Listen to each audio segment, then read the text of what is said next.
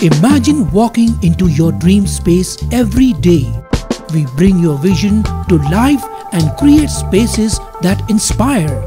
So design your dream and live your best life. Discover the art of modern living with Spacecraft Interiors. Your space, our craft.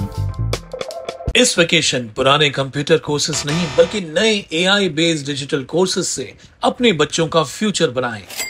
Apollo bits academy लाए हैं आपके लिए vacation courses जिसमें AI tools, coding lessons, graphic designing, digital marketing, reels master class and कई ऐसे 100% practical and interactive courses हैं। Expert faculties and personal attention के साथ वी मेक श्योर आपका बच्चा एक एक टॉपिक प्रैक्टिकली सीखे और इम्प्लीमेंट करे। Admissions open for vacation courses at Apollo Bits Academy near Doli Nasta, Ulhasnagar 421003 9763150150। Class विकास को YouTube पर सब्सक्राइब करें और बेल आइकन को भी दबाएं। रेलवे प्रशासन ने आज अंबरनाथ रेलवे स्टेशन क्षेत्र में रेल पटरियों से सटे सैकड़ों मकानों को ध्वस्त करने का अभियान शुरू किया है।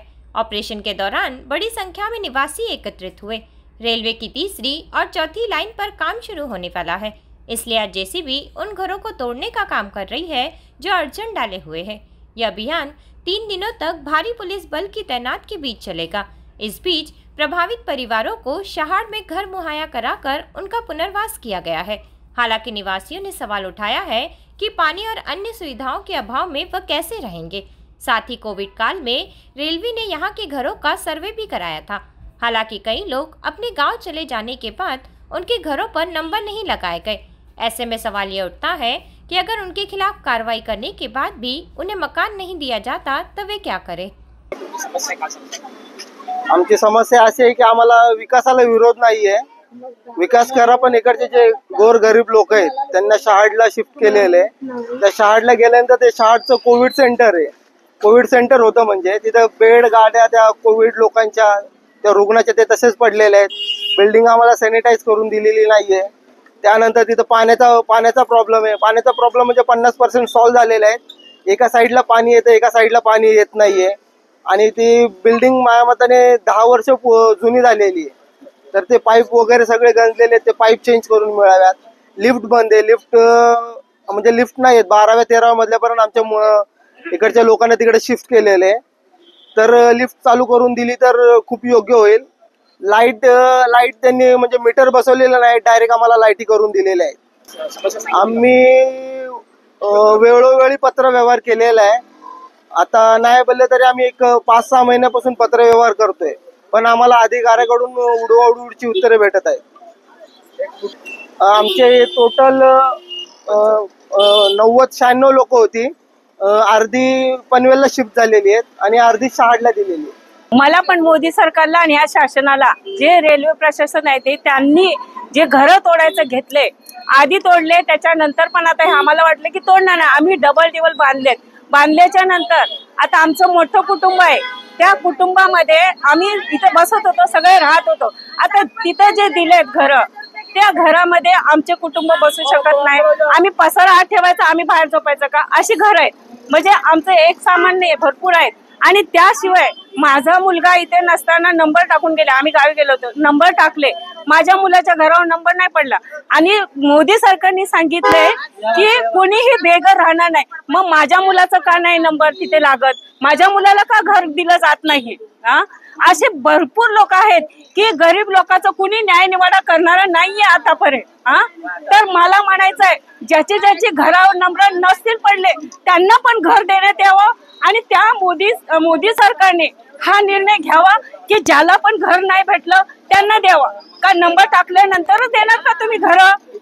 एक तर दिल्यात छोटी घर, 2 कुटुंब पण राहू शकत नाही तिथं, 2 जोडपे सुद्धा राहू शकत नाही, एवढे घर दिलेत। घर दिले ते दिले, त्यात पाण्याची सोय नाही, लिफ्टची सोय नाही। लिफ्ट चालू करतो, आता एवढं सामान आहे, लोकांचं डोक्यावर घेऊन जायचं का 11 मारावं? आता लोक टेम्पो करून हे करून रस्त्यावर इथं जागा नाही, आता तोडायला आल्यात, तोडतायत, त्या लोकांचा संसार उद्ध्वस्त व्हायला लागलाय। तर त्या लोकांनी काय करायचं? 1-1 रुपया करून जमा करून त्यांनी संसार केलेला आहे, तो तोडणार का? तुम्ही अजून 8-15 दिवसाची म्हणजे मोहलत द्यायला पाहिजे होती।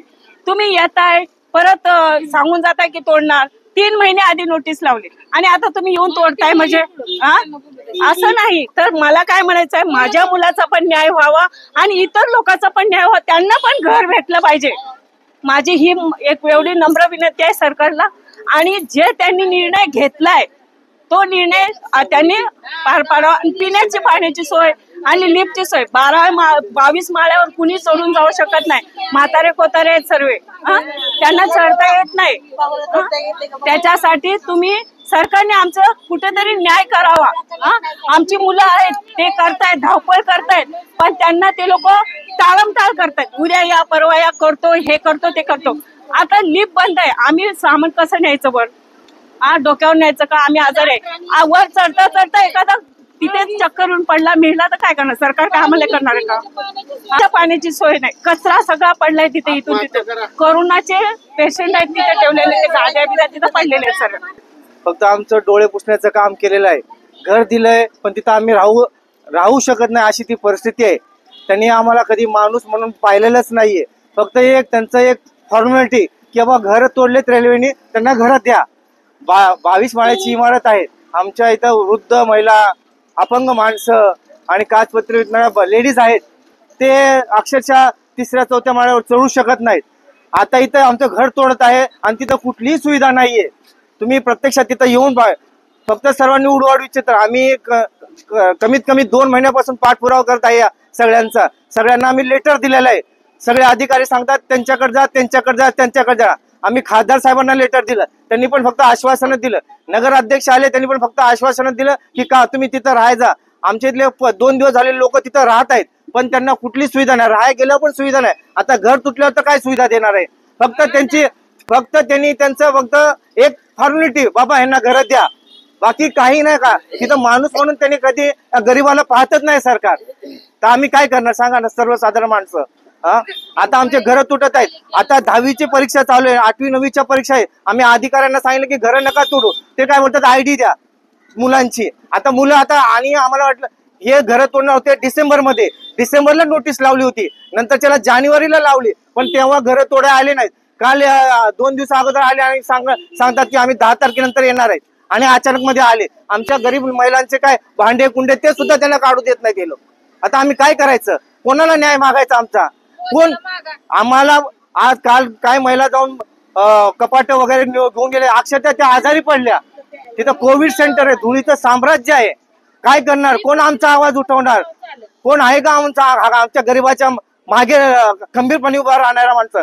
आज इतके नेते आहेत अंबरनाथ शहरामध्ये, कुठला नेता आला? कुठले पत्रकार आले? आम्ही कोणाला पाहायचं? गरीबांनी काय करायचं? मोदी साहेब म्हणतात सगळं गरीबासाठी करतात. काय करतात सांगा ना? आता इतके कल्याण ते बदलापूर या ठिकाणी कमी 700-800 लोकांना त्यांनी बेघर केले. काही लोकांना पनवेलला टाकले. तिथं लोक कामधंदे करू शकत नाहीत, आणि इथं जवळ दिले तर इथं उपयोग नाहीये. काय करायचं? आम्ही कोणाकडे हात पसरायचा? तुम्ही न्याय द्या आम्हाला. आमचा आवाज तुमच्या चॅनल मार्फे कुठंतरी पोहोचवा. तुम्हाला कळकळीच विनंती आहे. बघा महिला, बघा या कशा काय लिफ्टवर चढणार? सगळे घरकाम करणारे महिला आहेत त्या. अंबरनाथ स्टेशन लगत भीमनगर वस्तीमध्ये रेल्वेने निशा इंजिनिअरिंग कंपनीकडनं सर्वे केला होता. त्या सर्वेमध्ये काही झोपड्यांचे सर्वेक्षणामध्ये नंबर राहून गेलेत, नजर चुकीने राहून गेलेत. काही वेळेला लोक गावी गेली होती लॉकडाऊनमध्ये म्हणून राहून गेलेत. परंतु आज रेल्वे प्रशासन कुठल्या प्रकारचा ज्यांना ID नाही त्यांना कॉपरेट करत नाही. त्यामुळे काही लोक बेघर पण झालेली आहेत. काहींचा नंबर नसल्यामुळे त्यांना घर असून सुद्धा जागेवरती रूम मिळत नाहीत. आणि ही स्थानिक झोपडपट्टीमध्ये सर्वांकडे लाईट किंवा पाणी बिल किंवा टॅक्स पत्ते नाही आहेत. काहींकडे फक्त आधार कार्ड पॅन कार्डच आहे. तरी प्रशासनाने सहकार्य करावं हीच विनंती. अशी 8-10 लोक अशीही आहेत की त्यांच्याकडे नंबर न पडलेले आहेत. त्यांना आज खरोखर सदनिकेची गरज आहे, परंतु प्रशासनाने त्यांना सहकार्य करावं. ब्यूरो रिपोर्ट, अंबरनाथ, ल्हास विकास. विकास को YouTube पर सब्सक्राइब करें और बेल आइकन को भी दबाएं।